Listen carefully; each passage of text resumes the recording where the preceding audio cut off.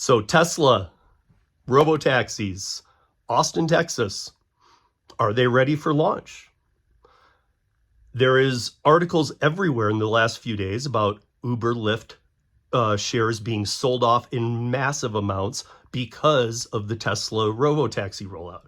We're going to get into that Tesla robo-taxi rollout. Also, starting next week, The Conversation begins, a new show on this channel. And it's a show where we're going to talk about one topic per week. And anybody that comes and watches the live, I will put the link out. And as long as you are being polite, we can have a conversation. That's why it's called The Conversation. If you're going to come in accusatory or slamming other people or whatever, that doesn't work. That's not a conversation. That's trolling. And I'm not going to have any of that. The first week, what we're going to do, because of some comments that happen to be left by some new YouTube accounts, we all know what that means, ones that were created in the last month or so. But nobody will be attacking anybody on my channel.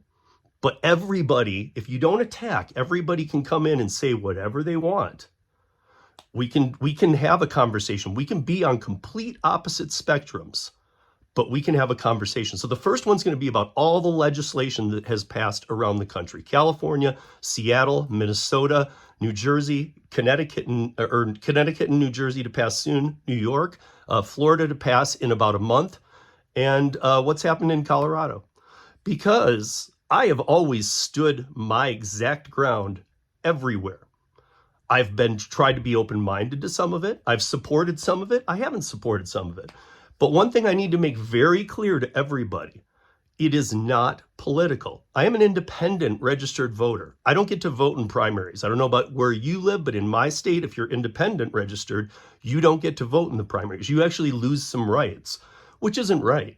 But it's because I vote across party lines all the time. So if you are out there thinking, oh man, he's making this political, I would urge you to go back and watch other pieces, because then you'll see me being on the other side and going, well, why is he on the other side? It's because I vote per person. I don't vote just right or left like 98% of the world or of Americans.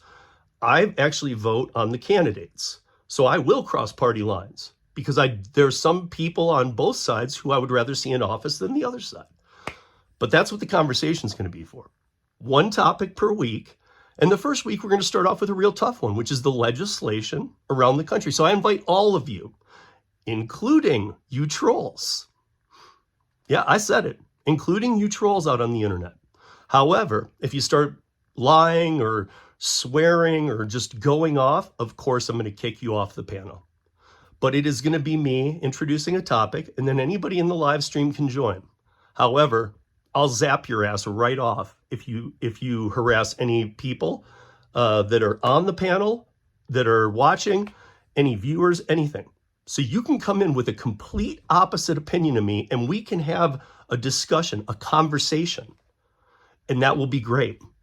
But if you come in hot, heavy, loaded, and you're just ready to be pissed off and angry, because a lot of people in the gig economy are right now, I get that. So I'm going to let that weigh in too. And have it be, I'm trying to understand that a lot of people are going through a lot. I am too. We all are. Welcome to 13. Now, for this week, the Tesla situation.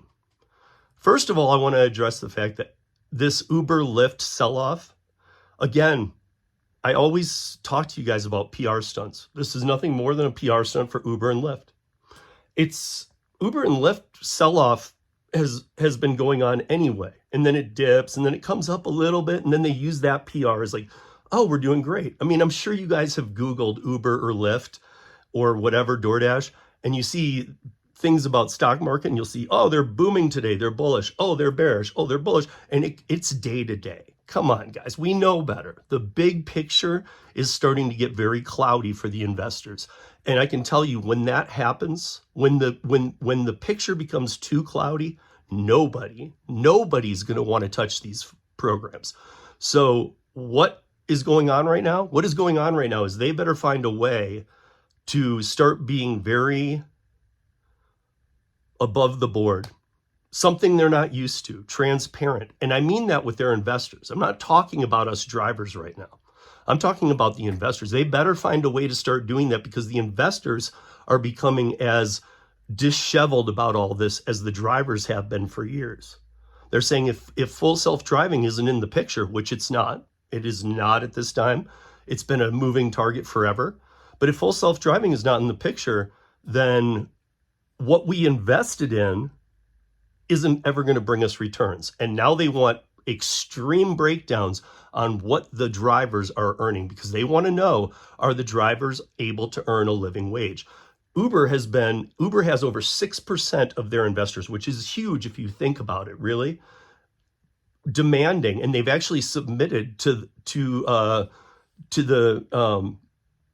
Dow that or the Nasdaq for Lyft, but they've submitted that they want more transparency. These lead to investigations. Uber responded actually to the group and said, we give you enough information on what the drivers are paid, which is just a regional breakdown during all the quarterly reports. But they want to know how many people are in that market. How many hours do they work? They need to see, like, when it all comes down to it, how much does each driver make? Like, especially full-time drivers, and they want to know what the part-time drivers make. They need to see that. And they want to know, because if full self-driving isn't around the corner, this is what's going to be running these companies. And therefore, if the drivers can't make a living wage, and if the investors are just now figuring out that there's a churn rate that is unreal, they're going to pull their money out, and that's what's happening. So, Tesla this week. This is pretty crazy, I think. So in 2023, there was a test done. It was done around a Super Bowl. I don't know. I wasn't even really, I'm aware of it, but I didn't know it was this bad. But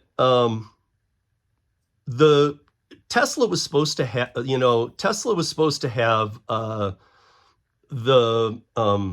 they were going to call it the digital taxi or whatever it was going to be called in Austin. All it is now are the Model Ys, if you guys are familiar with the Model Y Teslas. But there's been some testing that's really shedding some light on where Tesla really is. Now, I'm glad to have companies like Tesla testing, because when it says that Uber and Lyft shares are selling off because Tesla is moving forward, Uber and Lyft shares are selling off because they're selling off. People recognize the fact that Uber and Lyft, especially Lyft, but let's just put Uber in the spotlight.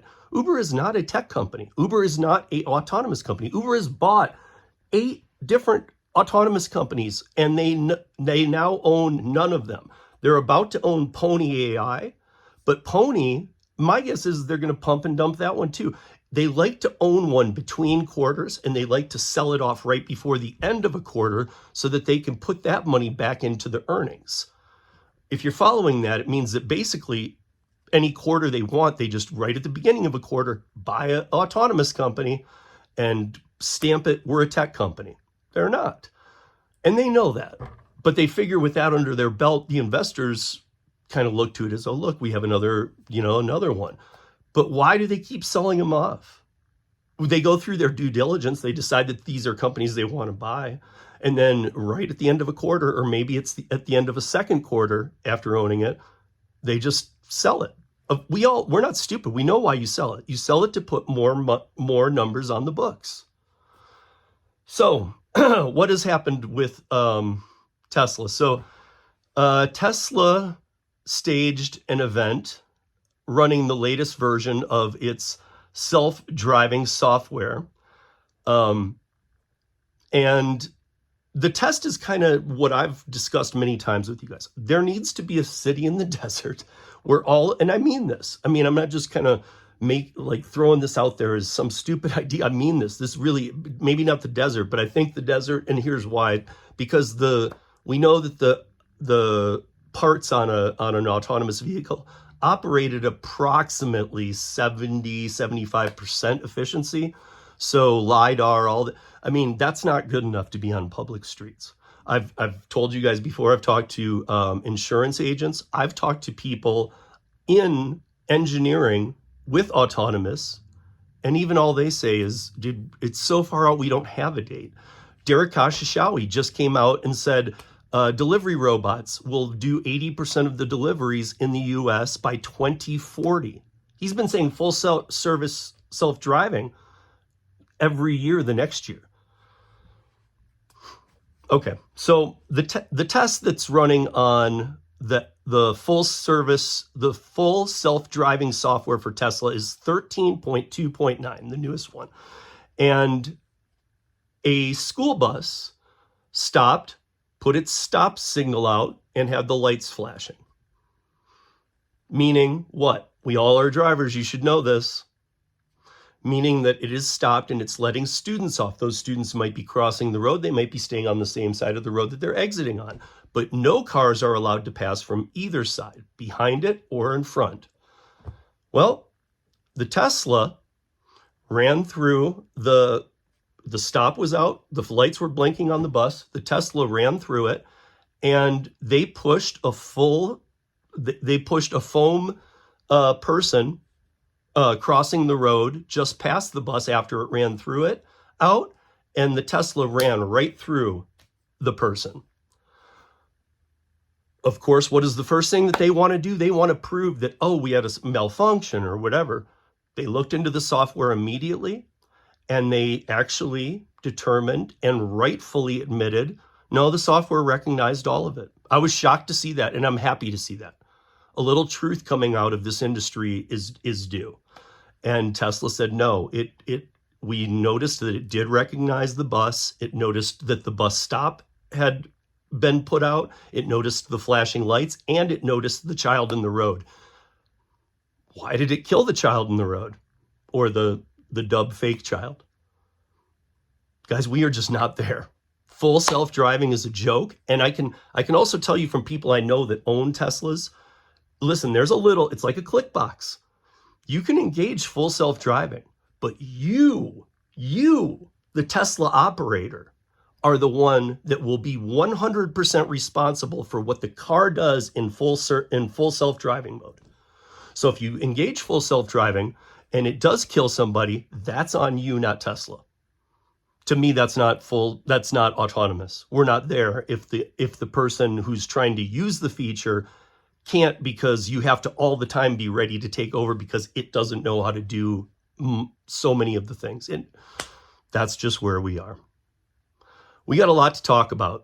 Watch for the conversation, and we'll see you back here next week on 13. And that's 13 minutes and just under. Peace, y'all.